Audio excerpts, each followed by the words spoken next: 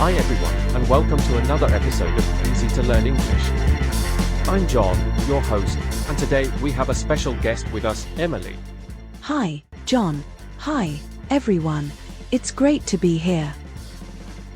We're so glad to have you, Emily. Today, we're going to dive into a topic that touches everyone, our careers and work. We'll discuss how we got into our fields, what we enjoy about our jobs, the challenges we face, and share advice for anyone just starting their career journey. Plus, we'll take some questions from our listeners. That sounds like a fantastic plan, John.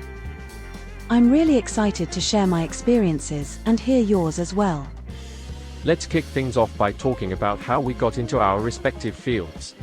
Emily, why don't you start? What led you to a career in technology?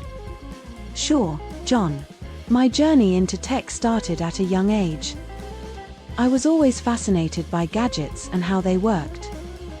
I remember taking apart my family's old computer just to see what was inside.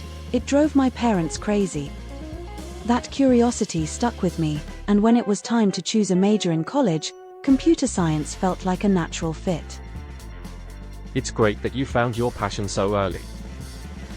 Was there a specific moment when you knew this was the right path for you?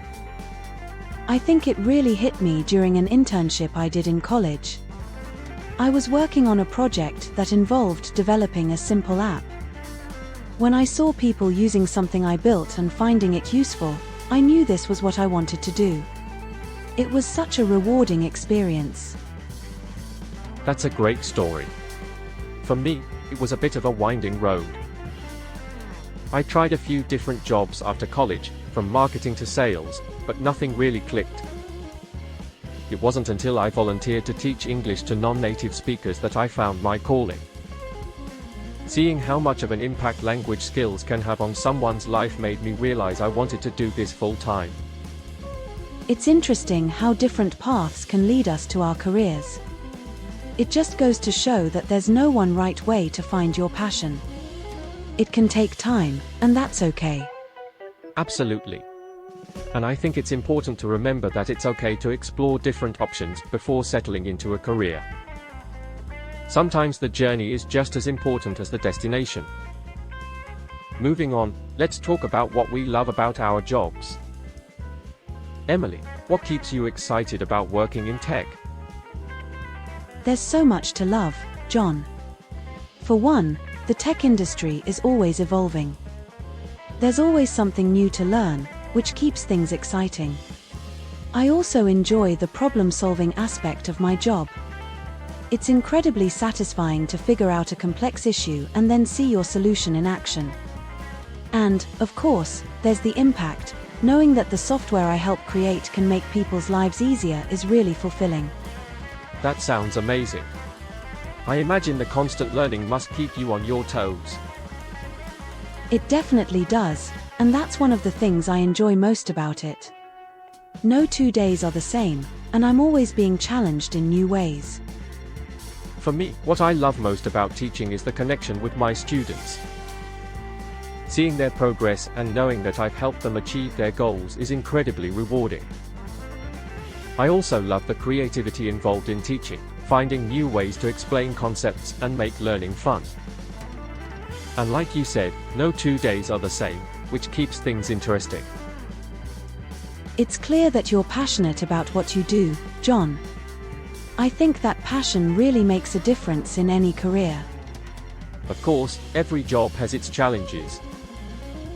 What are some of the difficulties you face in your role, Emily? One of the biggest challenges is keeping up with the fast pace of the tech industry. New technologies and tools are constantly being developed, and it can be overwhelming trying to stay on top of everything. There's also the pressure to deliver high-quality work quickly. Sometimes it feels like there's never enough time in the day. I can imagine how demanding that must be. How do you manage that pressure? I've learned to prioritize and focus on the most important tasks first.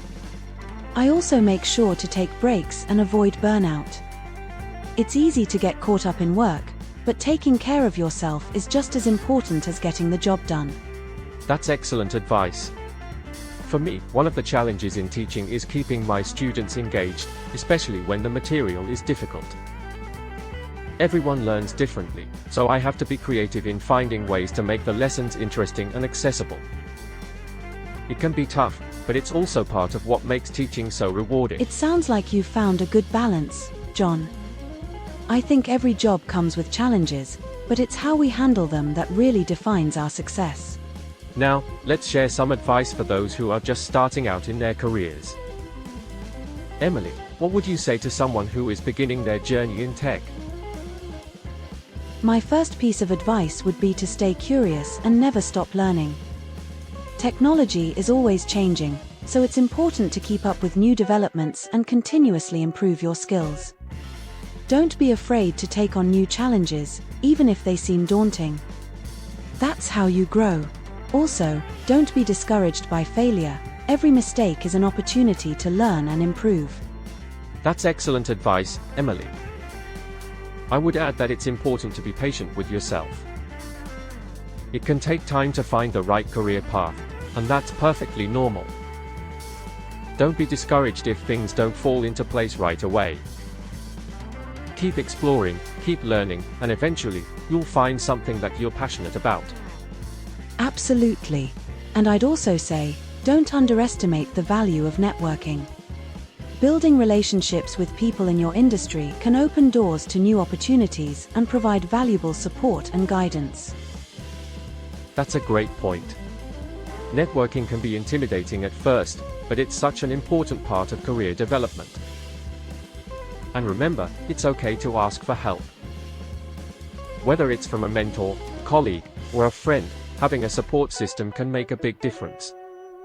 Definitely. And one more thing, don't forget to take care of yourself.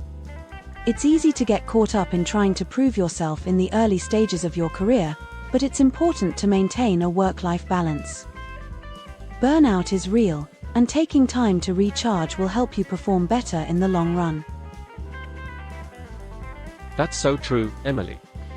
It's easy to think that working harder and longer hours will lead to success, but in reality, taking care of your mental and physical health is just as crucial. Success is a marathon, not a sprint. We've covered a lot today, but before we wrap up, let's take a few questions from our listeners. We've had some great questions come in about careers and work. Emily, are you ready to tackle a few? Absolutely, John. Let's hear what our listeners have to say. Our first question comes from Sarah, who asks, I'm just starting my first job in a new city, and I'm feeling overwhelmed. Do you have any tips for adjusting to a new work environment? That's a great question, Sarah.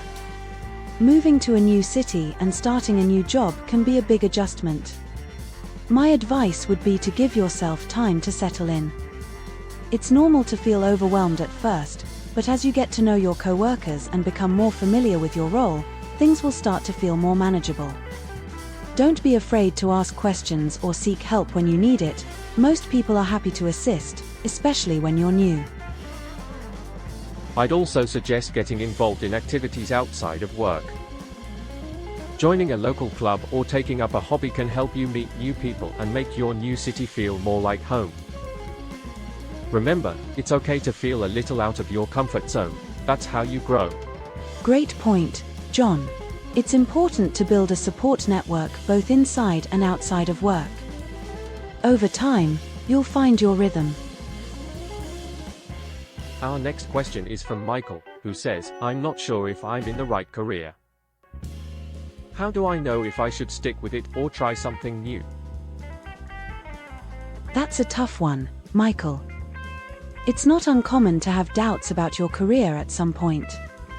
My advice would be to take some time to reflect on what you enjoy about your current job and what frustrates you.